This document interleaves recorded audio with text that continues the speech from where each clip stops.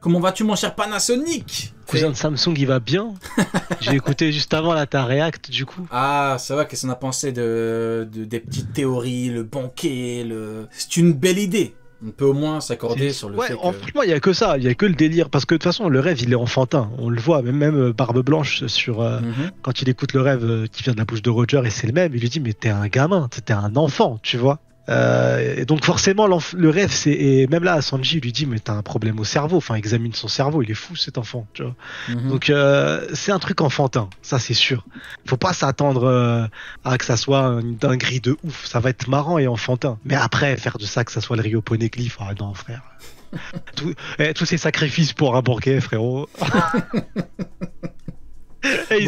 Ils ont gravé sur des pierres indestructibles, ils ont fait des dingueries, il y en a, ils sont morts pour un banquet, frère. Il faut que le poulet soit bon. Hein. Moi, franchement, c'est exactement ce que je me dis. Non, mais c'est exactement ce que je me dis quand on me dit c'est l'aventure, le One Piece. Je me dis, attends, mais... Attends, t'as dit, faut que le poulet soit bon? Ah ouais, faut que le poulet soit très bon, frère, s'ils sont sacrifiés. T'imagines? Je me suis dit, attends, j'ai bien entendu. 800 ans de torture, un pulp annihilé pour du poulet. Non, c'est trop. Tout c'est trop. C'est le poulet qu'a mangé, je sais plus quel rappeur avait mangé un poulet, un américain avec Caris, et genre il a pleuré, et Caris il a dit ouais, il mangeait, il pleurait. C'est Futur, non? Je rappelle plus, je sais pas c'est qui, mais frère, peut-être il a trouvé le One Piece, on ne sait pas. Hein. Futur, ouais, c'est Futur. T'as pas la ref? Le meilleur souvenir que j'ai, c'est que Futur, il voulait plus s'arrêter en fait en studio. Il voulait que le morceau dure 6 minutes. Et il avait tellement kiffé l'instru de thérapie. Sa vibe, elle était bien dessus, et une super bonne ambiance. On lui a ramené du poulet braisé là, d'un coin. Et il a fondu en larmes sur le poulet. Il pleurait quasiment, il mangeait le poulet, il avait plus de force. Il disait, c'est quoi ce poulet, c'est quoi? Il a demandé l'adresse pour retourner. Le poulet, il est tellement bon et tout, ça fait penser à ça. La ref, elle est incroyable. Ok, du coup, on peut le rajouter. Tu l'as rajouté ou pas? J'essaie de le rajouter, mais ça fonctionne mais je crois que c'est soit ça fonctionne pas, soit je suis trop vieux, frère. Attends, hop, je crée un groupe. Enfin, ok, ouais, tu m'entends? Ouais, je t'entends nickel. Ouais, hey, ça va? Ouais, ça va et toi? Mais ça va très très bien. Je te présente mon cher acolyte Sunny de la Cross Guild. Ouais, Sunny, t'inquiète, je connais bien. Ah ouais, tu connais? Très bien. Ouais, bien sûr. Je connais. Je suis tous les lundis. Donc, ah ouais, tous les lundis, tu regardes un petit peu la Cross Guild. Ah ouais. Mais bien sûr, tous les lundis, frère. Tu nous as j'ai pas forcément l'occasion d'être sur le live, mais tous les matins quand je pars au taf, je mets la rediff et tout qui est sur YouTube et tout. À chaque fois, je me tape des barres et tout. Ah, ça va. Tu nous as vu parler de. Ça fait plaisir. Du coup, alors, ce soir, on va parler de pas mal de choses. On va parler du chapitre, mais pas que. Et je vous propose également de parler de la suite de l'œuvre, avec notamment les prochains arcs, et des personnages très importants qui auront probablement, certainement des combats, parce que bien évidemment, qui dit perso important, dit combat ou dit rapport avec la puissance, même Im. Im, on aurait pu juste avoir quelqu'un qui gère, comme le Grosseil, au final, un truc politique ou quoi, mais apparemment, Im est capable d'envoyer de la foudre, on sait pas trop ce qu'elle envoie. Donc bon, on va pouvoir parler de tout ça. Tout d'abord, Aiz, qu'est-ce que tu as pensé un petit peu du chapitre 1060 de One Piece? Ben pour moi, chapitre quand même assez intéressant, même si je bloque quand même sur le rêve de Luffy. Le fameux rêve qui pour moi arrive un peu tard, je trouve, dans l'œuvre et tout, que je trouve un peu annoncé de façon un peu... Ouais, je vous ai jamais parlé de mon rêve. Voilà, tout le monde est choqué, alors que ça fait 15 ans qu'ils sont ensemble, je comprends pas. Attends, je comprends pas, genre, tu te la joues Sunny, là. Tu te la joues Sunny, je te pose une question directement, le point négatif. Je dirais Sunny. C'est un disciple. Non mais vraiment, genre c'est ce qui m'a le plus choqué, tu vois. Après sinon super intéressant avec Im et tout, et le côté bien sûr Sabo qu'on retrouve mais qu'on perd aussitôt, donc bon, voilà quoi. Mais globalement, ouais, franchement, ça va, assez intéressant. Une note sur 10 chapitre? Moi je mettrais un petit 8,5. Ah ça, oui, ouais, attends, c'est un bon... Bonne note. Ah oui, non mais c'est un bon chapitre, ouais. Okay. Je dirais pas très bon parce que voilà, mais 8,5 c'est ok. Le rêve, il t'a perturbé. Et j'espère que c'est pas le banquet, quoi. Ouais. On est tous bloqués sur le banquet. On en parlerait juste après. Juste... Foutu flunch. Le rêve de Luffy, c'est un flunch. Il y a des frites à volonté. De ouf. Ah, je suis mort. Et toi, du coup, sur le poneglyphe, c'est écrit flunch. Putain, il y a le menu, frérot. Gamin. Et toi, Samy, du coup, Une note et ton avis sur le chapitre. Moi j'ai kiffé le chapitre, hein, franchement tout le chapitre. Même là pour une fois, je vais pas faire le mec. Non là pour une fois j'ai tout kiffé. Pour une fois t'as pas de points négatifs. Non j'en ai pas du tout, franchement. Non j'en ai vraiment pas. Et même pour moi c'est un 10 sur 10 juste pour un seul truc. Ça y est, enfin on voit une arme antique en action, tu vois. Juste ça déjà, ça m'a fait plaisir. Après c'est pas confirmé. Ouais tu vois c'est fou. C'est ça. T'imagines t'es moi, tellement sûr. Moi j'ai pas de doute là-dessus, tu vois. T'imagines t'es tellement sûr que tu dis enfin une arme antique. Ouais. T'imagines tellement qu'on est... Parce que là, Titi peut faire ça. Enfin, là c'est même pas... En plus, ce qui impressionne le plus, en vrai, c'est même pas la page où il y a les rayons qui tombent du ciel et tout. C'est la page d'après, il y a plus rien. Il y a que de l'eau. Non, mais en vrai, de vrai, genre, il reste même pas un petit caillou. Il y a rien. T'as totalement raison. T'as dit qui peut faire ça. En vrai, de vrai, il y a une liste de persos. Mais là, a priori, vu que a priori, de ce qu'on nous montre, sauf si vraiment c'est faux, a priori, c'est elle ou il qui gère l'attaque, mais la distance, elle est beaucoup trop grande pour que ce soit un fruit. Et puis, vu que c'est de la foudre, a priori, normalement, il y a quand même plus de chances que ce soit Uranus plutôt qu'autre chose. En plus, ça ressemble aux théories à l'époque qu'on faisait. Je sais pas si tu te rappelles, Rio, ça date de ouf. Ça date des mini-stories de NR. Et on avait vu sur la mini-story de NR les armes antiques qui étaient dessinées, tu vois. Et on s'était tous dit à l'époque, pareil, c'est sûr et certain, c'est les armes antiques. Et au final, là, ce qu'on voit, ça ressemble à une des 3 armes antiques qui étaient dessinées, tu vois. Ouais. Et donc, du coup, pour moi, il n'y a pas de doute, tu vois, franchement. C'est sûr que ça fait plus missile nucléaire plutôt qu'éclair, tu vois. Là, ça fait genre annihilation totale. Et il faut bien que le gouvernement mondial ait au moins une arme antique, parce que franchement, pour l'instant... Mais surtout qu'en vrai, c'est pas de la foudre normale, parce que le Raigo d'Ener, c'était une grosse boule d'énergie que t'envoyais qui fait tout péter. Mais là, c'est des espèces de rayons, donc en fait, c'est pas vraiment de la foudre. Je dis foudre parce que c'est ce qui se rapproche le plus de ce qu'on connaît. C'est ce qui se rapproche, ça vient du ciel. Mais ouais, mais t'as des espèces de rayons, on sait pas, peut-être après, Kamaltoro tout à l'heure, il a dit un truc intéressant, il a dit en vrai de vrai, vu que tout le monde a l'impression que c'est Uranus, peut-être que l'auteur essaye de jouer là-dessus. C'est possible. Parce que l'auteur, il aime bien...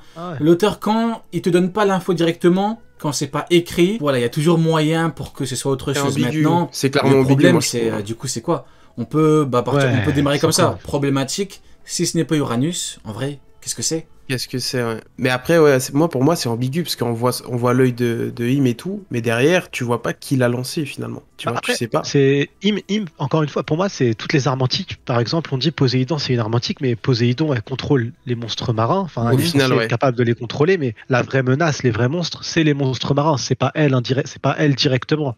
C'est elle indirectement. Et je pense que c'est pareil avec Im. Indirectement, elle doit contrôler du coup, ou peut-être en faisant autre chose, peut-être elle utilise, comme l'a dit le Mon Corvo tout à l'heure, un genjutsu, elle a le pouvoir de l'hypnose. Elle hypnotise. Et du coup, elle est bonne, hein. Et du coup, très forte en hypnose par contre. Hein. Et du coup, la marine, ça fait 40 ans, ils savent pas qu'ils sont méchants pourquoi, c'est incroyable. Mais et en plus, on voit bien, tu sais... on voit un truc noir dans le ciel. On voit pas juste, on voit une forme dans le ciel, tu vois, sur la page, la double page. On voit une sorte de truc noir qui masque le ciel. Et je pense que c'est ça, par exemple, je pense que c'est Uranus, tu vois. C'est l'arme qui est utilisée. Bah en vrai, c'est pas un laser qui sortira des mains de Im-sama. Mais quand tu regardes Poséidon, c'était du coup c'est une personne qui contrôle des créatures. Donc en vrai, tu pouvais te dire que par rapport à Uranus, ça pouvait être des créatures du ciel en fait. Moi par exemple, à l'époque, je me disais que vu que en bas c'est des monstres marins, on pouvait avoir des monstres, on appelle ça quoi, des monstres aériens, voilà, des espèces de dragons, mais enfin il y a quand même beaucoup de liens avec les dragons en vrai dans le monde de OP. T'as Kaido, c'est un dragon, t'as le dragon de Punkazar, le dragon de truc, t'as Ryuma et le truc un dragon. Donc je me dis qu'en vrai si Uranus peut contrôler plein de dragons, mais des dragons vraiment gigantesques, hein, des trucs antiques, de ce que tu veux, ça peut être un truc de fou. Maintenant, là, j'ai pas l'impression que ce soit un espèce de dragon qui attaque comme ça. Un vaisseau spatial. Voilà, on dirait un vaisseau. Donc, est-ce que c'est juste l'auteur qui veut nous faire croire que c'est pas une créature ou quoi? Mais bon, ça dépend. Moi, je me dis qu'il y a quand même encore des chances pour qu'on ait des créatures qui volent. Mais bon, c'est pas sûr. C'est flou, on sait jamais. On sait pas ce que c'est de toute façon. On sait pas ce que c'est de toute façon. Moi, je trouve que ça aurait été intéressant, genre un dragon, dans le sens où t'as l'arme antique, justement... Poséidon, tu vois que c'est des monstres marins, tu vois. Ouais. Et pour le côté aérien, un dragon, en vrai, ça aurait fait du sens, tu vois, avec tout ce que tu dis. Moi, en vrai, j'aurais kiffé. Dragon dans l'œuvre et tout. Ouais. Et tu sais que le côté terrestre, t'as le Pluton qui est censé être un navire, tu vois, peut-être construit par l'homme et tout. Ça aurait été pas mal. Je trouve que ça aurait fait du Ouais, sens. en vrai de vrai, moi, à la base, je partais sur quoi? Sur Poséidon, monstre marin, Uranus, monstre aérien, et Pluton, voilà, je me suis dit peut-être qu'il y a une espèce de douille avec, soi-disant, un navire. À tous les coups, soit c'est pas vraiment un navire, soit c'est un navire, mais il n'y a pas que ça. Si vraiment c'est une personne qui doit contrôler Pluton, peut-être qu'il y avait également des monstres terrestres, en fait. Parce qu'il n'y a pas de raison pour qu'on ait des monstres, le monde il est tellement vaste, il y a des milliers d'îles. Dans le roman de Ace, on parle de millions d'îles carrément. Donc en vrai, je me dis qu'à la base, on aurait pu avoir des monstres... Dans le Triangle de Florian, on a des monstres, des trucs hyper grands et tout. Peut-être que c'était ça, peut-être que c'est autre chose. Mais en vrai, je me dis, t'imagines, tu mets les trois, au final, à la fin de One Piece et tout, tu mets les trois armantiques, tu pètes un câble. Tu dis, attends, t'as des monstres de fous qui viennent d'en bas, qui viennent d'en haut, et qui viennent du sol. Mais bon, après, aucune certitude là-dessus. Ça serait un peu abusé en vrai. Ouais. Ça serait un peu abusé, franchement. Les armantiques, de toute façon, là, quand on regarde avec les infos qu'on a, finalement, c'est sous l'eau, sur l'eau et dans les airs, tu vois. Et pour moi, je le vois bien. Par contre, avec le truc d'Ener, on voit bien, tu sais, un mec avec des canons sur la tête. Un chapeau avec des canons sur la tête. Yeux, là, Ouais, et je pense que du coup, je pense que de toute façon, quoi qu'il arrive, les armantiques sont liés à un être humain. Donc, et il y a un truc qui m'intrigue de ouf. C'est pas le côté princesse, c'est plus le côté prince. C'est que Oden a pas lâché avec la phrase Momonosuke ne doit pas mourir. Tu vois, il ne doit pas mourir. Et quand il a fini de lire le journal, Momonosuke, qu'il a des informations qu'on n'a pas, il a dit ok, je comprends pourquoi je ne dois pas mourir. Et il a décidé de garder les frontières fermées en sachant qu'on a appris que ouvrir les frontières veut dire libérer l'armantique. Du coup, ça voudrait peut-être dire que c'est Momonosuke qui peut contrôler Pluton. Pluton. Ouais, ça serait.